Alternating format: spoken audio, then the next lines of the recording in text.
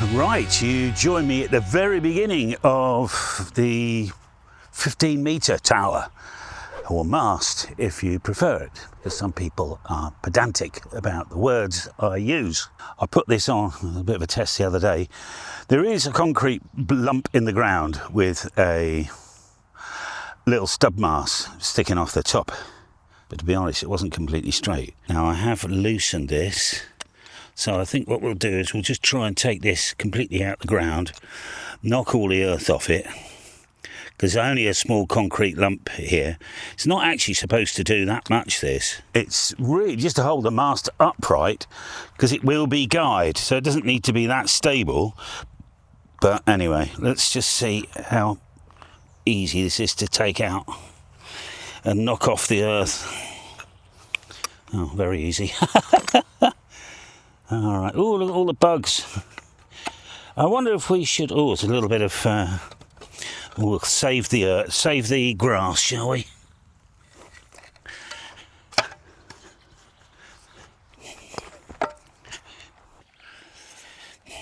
Maybe we should put this in the, you know what? Just run it under the tap. We can keep the block, can't we? Make the hole a bit bigger and sort it that way, I reckon. So I'm not sure what to do. I think we will put this in the wheelbarrow and take it out of the tap. I believe in America that is a faucet. We have it as a tap. That should fall off. Lovely. Okay. Put this in the wheelbarrow.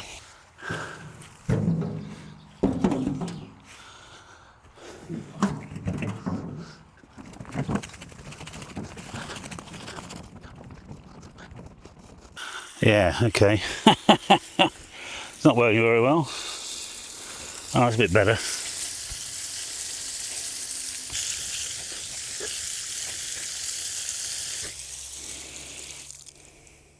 Now, I do have one bag of concrete left from when I did the big tower, so let's just open this up a bit.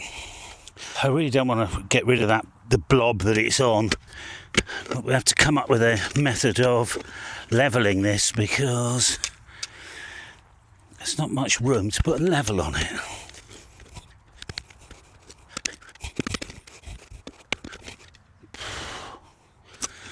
Just making it a tiny bit wider. It's really got to just stop it wobbling a wee bit. How do we get that level? It's impossible, isn't it? I think we should start again, maybe. Or put a little fiberglass pole in and level it on that. That needs to be bigger anyway. I'm trying to take a shortcut. I know I am. I think you should really get the angle grinder. I've got a couple of bent poles. The sections are straight. And we can start again. Oh, here's an idea. I've just test fitted. This just fits and no more. And it's enough to put the level on. Do you know what I mean? Just keep it straight. That's straight. It's curved at the top, that's all. So we can put that in, put the level on that, then we'll know this level. Okay, let's mix some concrete. Right, I've got no more of this left. I don't want to screw up the mix. But thinking about it, I don't mind if it's a wee bit splodgy.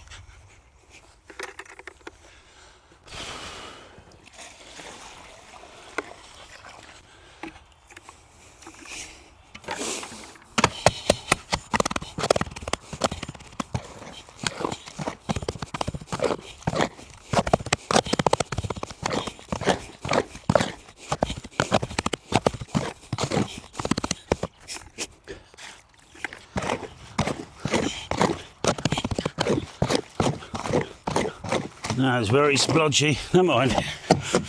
It's okay, isn't it, really, thinking about it?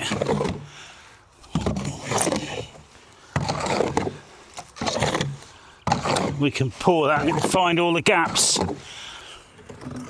It's like soup.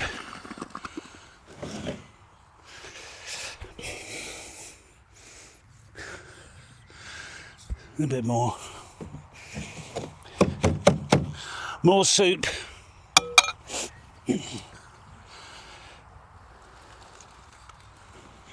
Oh, put it on the grass, why not?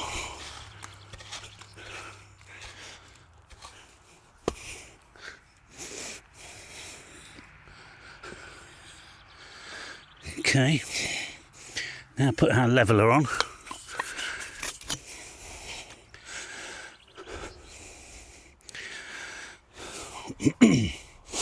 Can't see what I'm doing, hang on.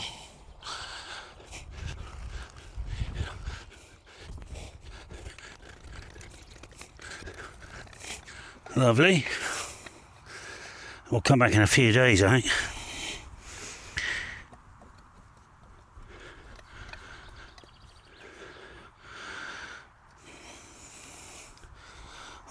Just fill up the top now.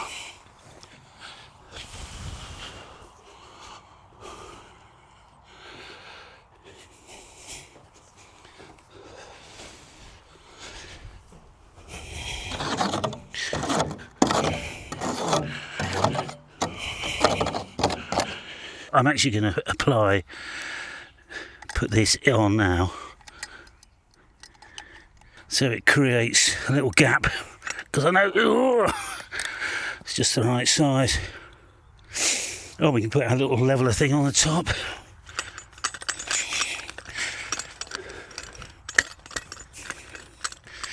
Ooh. Need to find a spirit level now. Don't mind it being 1 or 2 degrees out, just not a lot out, and that is quite a lot at the moment, so.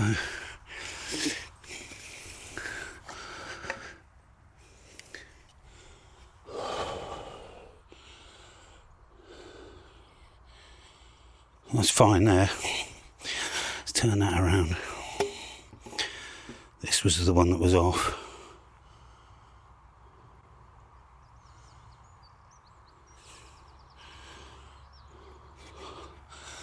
That's fine. You come out now. You go in. But you've got to go in the right bloody place. Alright, so I'm just making sure that this hinge is in the right place, because we'll put a rope on that tree, and that's what's going to winch this thing up. Because with a 4-guy system, you can use a falling derrick, like I've got over there. But a long story. I just had 3.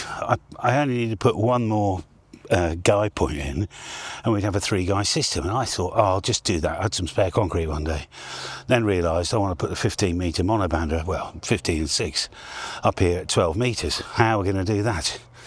So you just have to think out the box. That's the beauty of ham radio. You can design ideas, can't you? So you'll have to stay with me, but we'll have some perpendicular temporary guys when we drop it and put it up, almost sunk into the ground, just to stop the tower from twisting kind of left or right.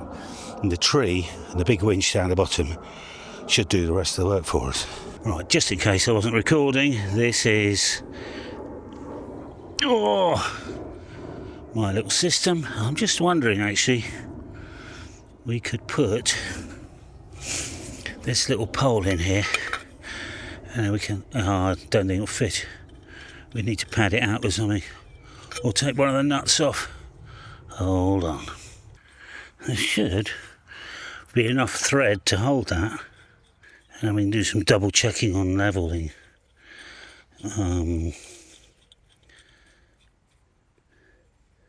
Although in fairness, it's going to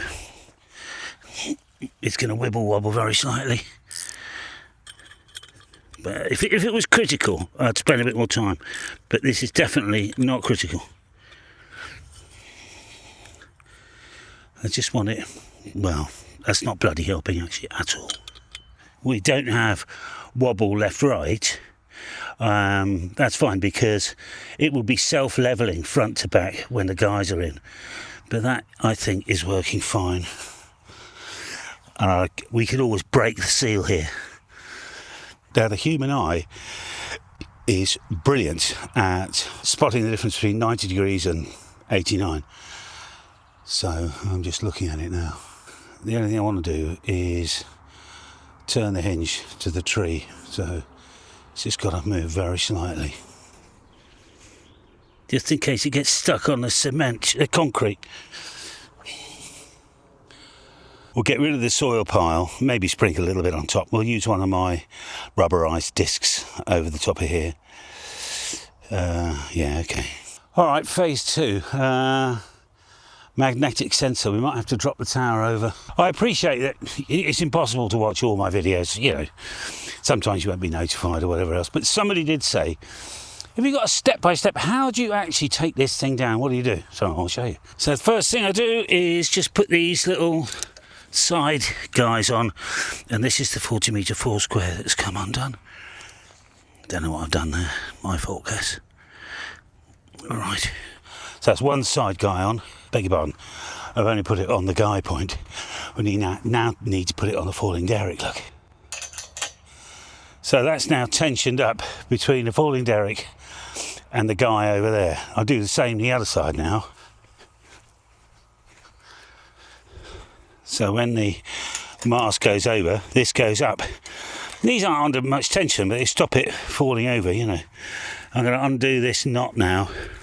Now, eventually this will be on some sort of clip, shackle, turnbuckle affair that I know is going to be repeatable every time we put this up. I'm taking the weight off this, so this back of the mast here is completely free. I'll just leave that on just in case for the time being.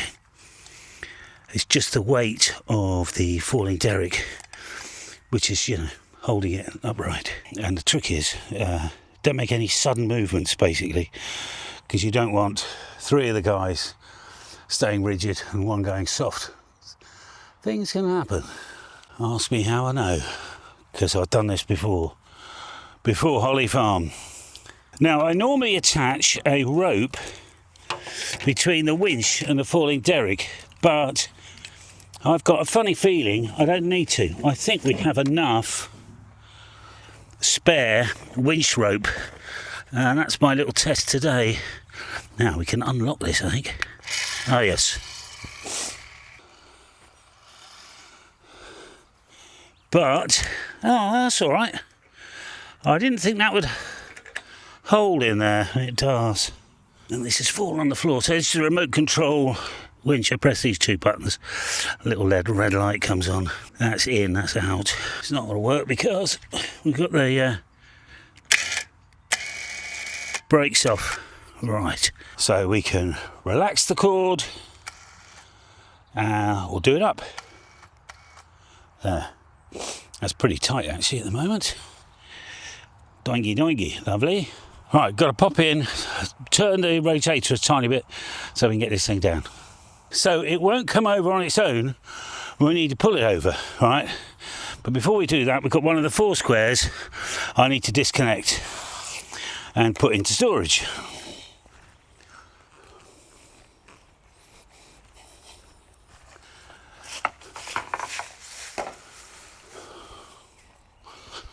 Everything's quick disconnect around here. Well, I will show you what I mean. I just pull the falling derrick off the ground.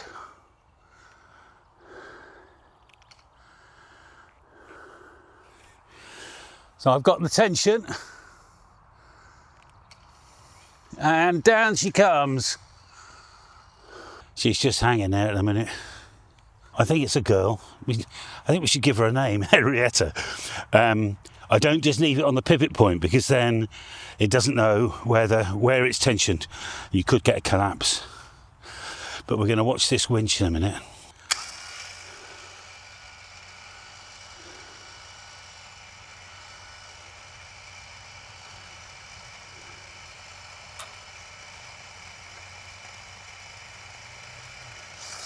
So the book of words says that we need at least 5 turns left on here. We have. I'm just putting up a bit just to give you a different camera angle. So we're quite a way away actually, but anyway.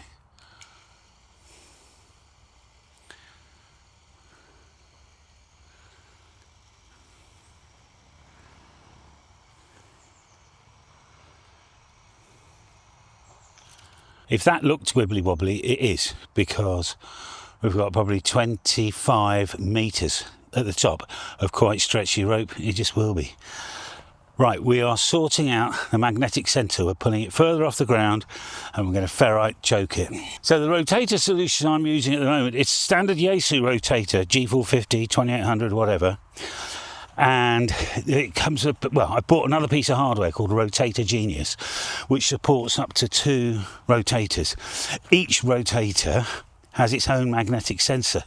So we don't have a potentiometer anymore, we have a magnetic sensor. And that is connected via a piece of Ethernet cable. So here is the magnetic sensor, and the only choking I've got is this here. So what I'd like to do is, because I've got some spare cable which I managed to find, I pulled all the way down from the shed, is move the magnetic sensor maybe, well, up a bit, and see if we can raid some chokes off the 10 metre. I've choked the 10 metre off before it goes up the tower, and when it gets to the top of the tower as well, but I will come up with a different solution for chokes here. We've got the wrong adjustable. We need a metric adjustable spanner. So only quality around here, this is a Tesco metric adjustable. So Tesco tools in the UK are probably the highest quality tools you can buy.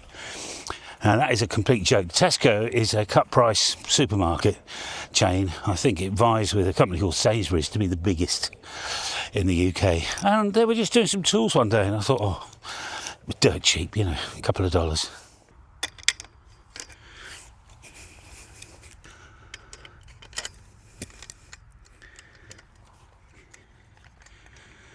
Alright, so let's free up this cable. I just need to get this stuff off, really. I've used bloody self-amalgamating tape here, because that's what I had lying down here.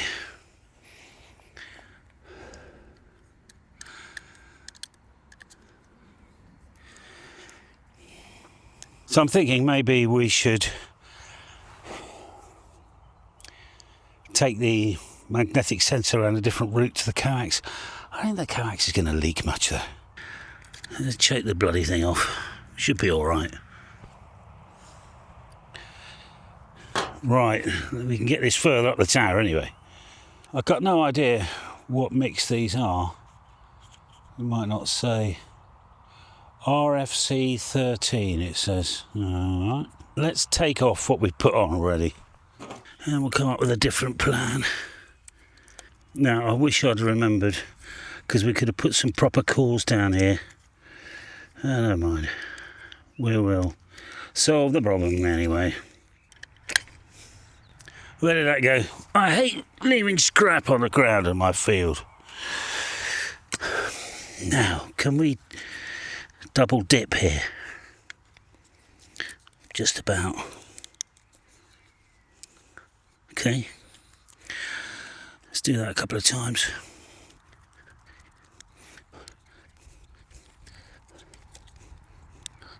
Spriggy stuff, this outdoor stuff, isn't it? Alright, we can tape that up. By the way, after many years, I ended up standardising on 3M 10 flex for my tape. I'm sure they all work, right? But at least I know that it doesn't. Some of this really cheap stuff from DIY stores, it goes super brittle in the winter, and it's like, it goes like ice almost. It's awful.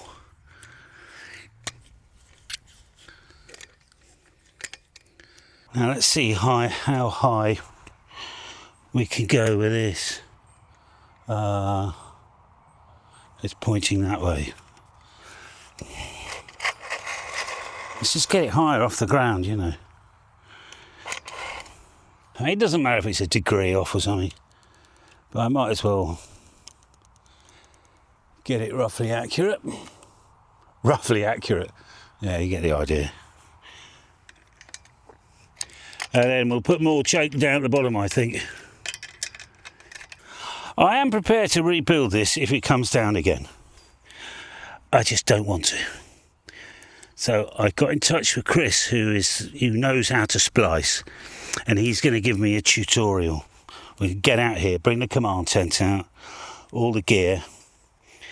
He'll do one, I'll do one, until he passes me. It's like I'll do a little exam on splicing so we can get the Dyneema up.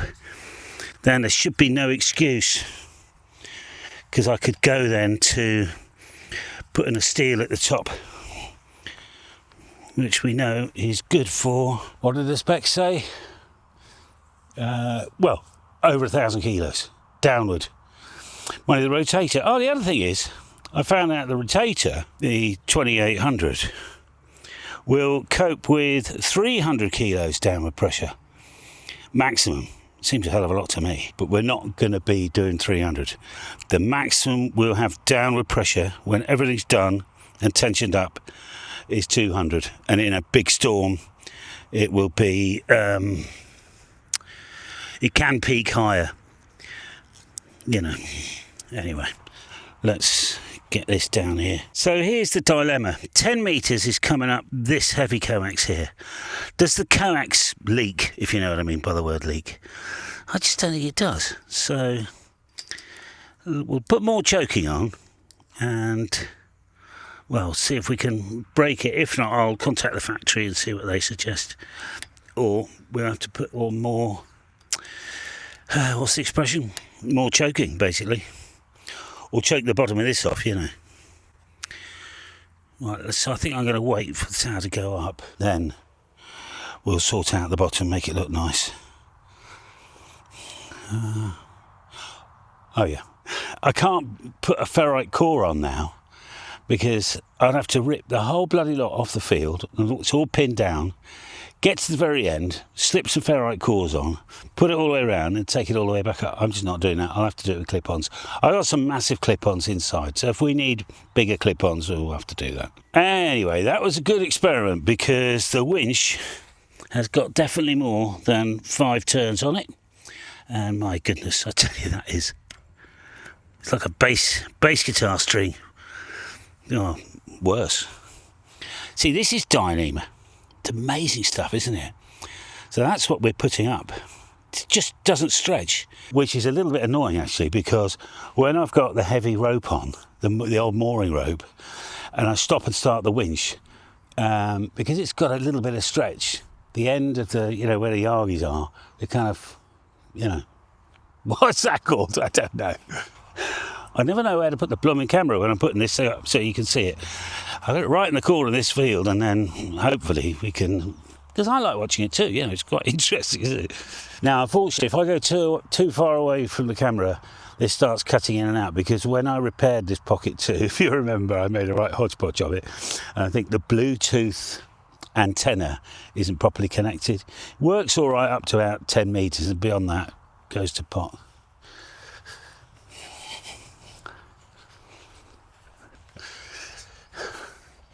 Then we can have a look at this concrete in a minute, can't we?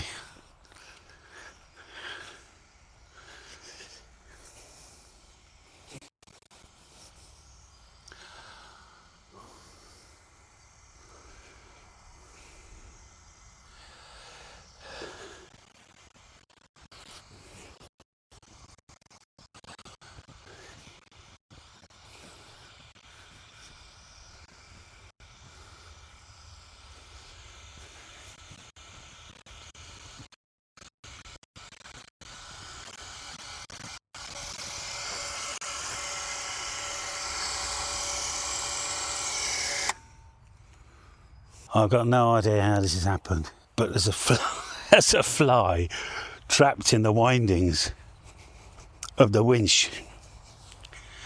I'd just like to set him free if I can. So we'll put this down.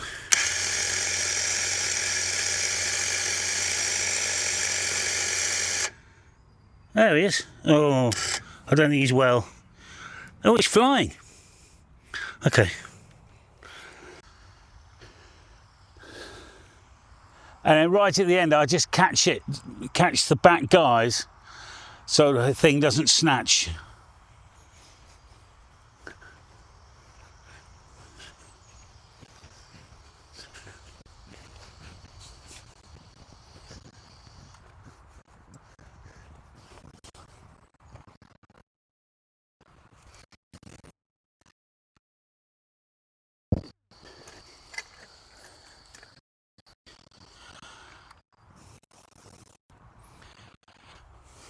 Hello, 98. I'm just going to reverse this out now. Oh, that's really tight. Loosen the winch.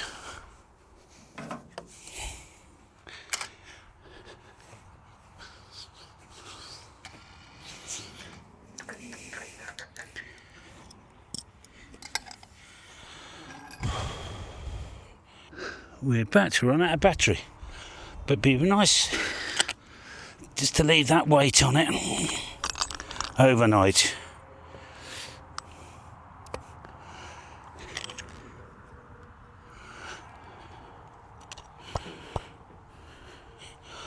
Maybe not. Asking for trouble, eh? Oh, I know where it is.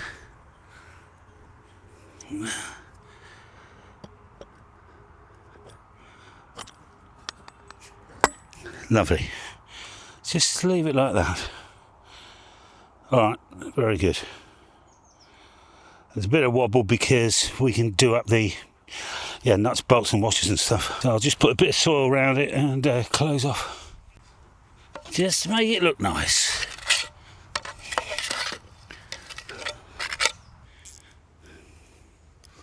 Right, well, it's the next day and we can now tighten this up and fiddle around with it. Not too much, because I don't want to disturb the concrete, you know. But I have a plan, which is quite interesting. It's a bit gusty today, by the way. We'll have a look at the tower in a minute. See how much it's wandering around.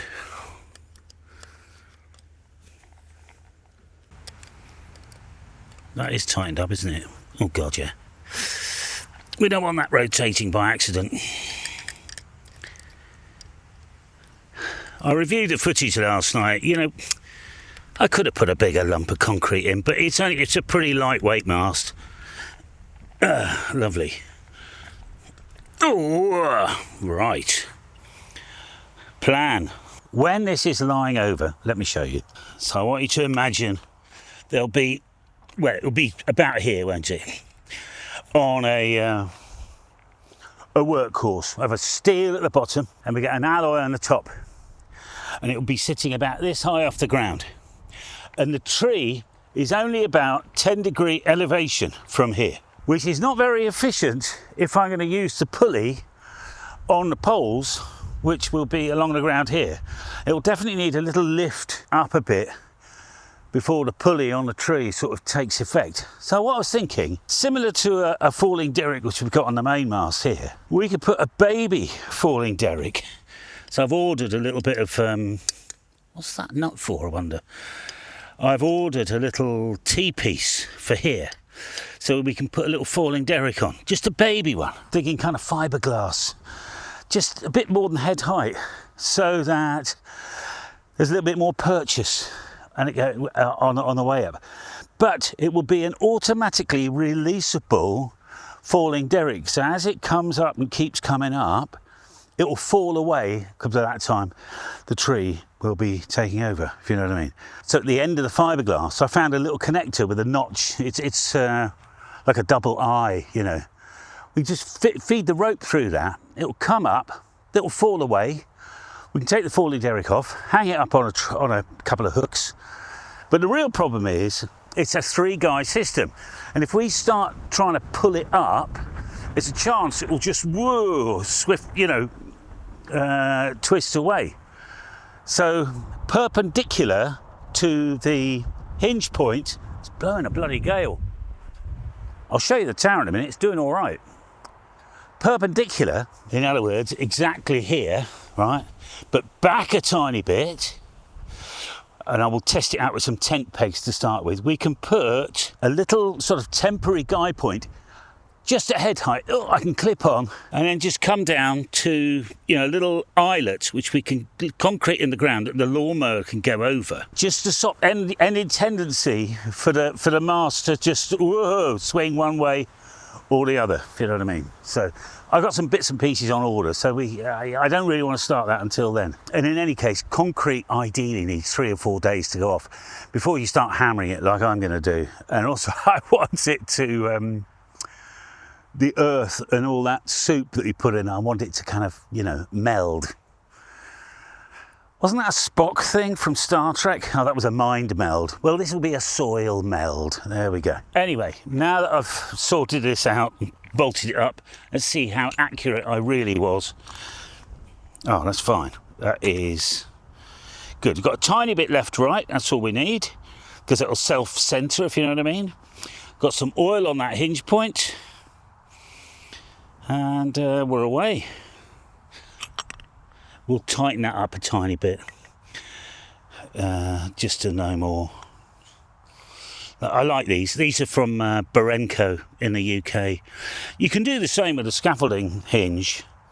I'll show you, because that hinge was originally on this 12.4. This is my little development tribander thing, you know, with the 12, 15 and 10, which I never really nailed actually. But I swapped it over with this, but it was here. And this is just a scaffolding hinge, look. If I get some of this away. Just a scaffolding hinge. These are literally a couple of dollars. And there's a tube underneath. This isn't concreted in, by the way. This whole thing moves. You can lift it out. But it's really handy for like a, I don't know, maybe, well, a signature 12.4. It fits perfectly, look. I'll lift it up a tiny bit. Fits perfectly. Dollars, yeah, a couple of dollars for a hinge point. So yeah, I said I was going to see the tower. Look, blowing and getting a bit of a gale, but it doesn't seem to be moving much. If we look right underneath, we might be able to check, you know, by checking the guy lines, see how much they're moving. Oh, I did tidy this up. I put some more of these things on yesterday. I haven't QRO'd yet on 10 meters because I kept losing the magnetic sensor. Well, which is, forgotten where it is. It's up here now. Anyway, let's just check this mast. Right, the wind is blowing quite strongly from our right, and there, the pole is bending to the left very slightly. Yeah, give it an inch. It's quite a strong blow today. No, it wasn't overly tight anyway, so that's fine. I just can't wait to get this blooming Dyneema on. It's coming over about an inch. I mean, you know, without a problem. It's not overly tight. It normally blows from the other way, so I've probably got it tensioned up just right over here, you know. Anyway. There's a final upgrade which we can one day do here, you know. We're that much out. The final upgrade is we'll put a side mount rotator cage effectively at the very bottom of the mast here, and it'll take all the pressure then completely off the rotator. I just don't like the look of it, but anyway, we've got one final upgrade. So as you know, if you've been following along, this is our switch matrix. Well, it's two little upgrades. I've noticed that we've got 6 spare 12 volt connections on this OM module here. We could program these 6 to come out along here to the Rat Pack by Array Solutions.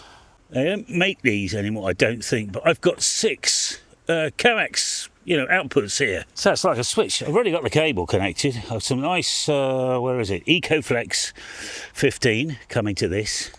I'm forever in my mind losing track of how many antennas we need, you know, particularly with multi-2, and I want to put a third station on as well. So that could be really handy, couldn't it? Getting another 6, you know, it just means, you know, you can be on top band at night, and I can be on 10 meters in the day, things like that. Anyway, whoa, next upgrade. As you know, this is the tool bucket. I have that many tools when I'm out here. I can't have a tool belt. I just don't know what I want. But I was clearing out the garage on Sunday and found this. Let's be honest, I'd completely forgotten about it, but we get a little tray, you know, like for tape and cable ties. So I will transfer my tool bucket. Hang on.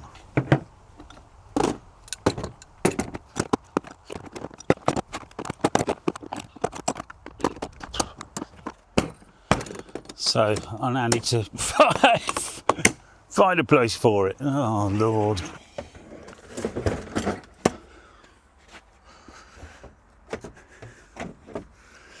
So the only thing I'm left to do is choose which poles to stick on top of here, and the pole that fell down on top of the mast not so long ago, the aluminium pole, is pretty good. And the fact the very end, you might be able to see, the very end has got a bit of a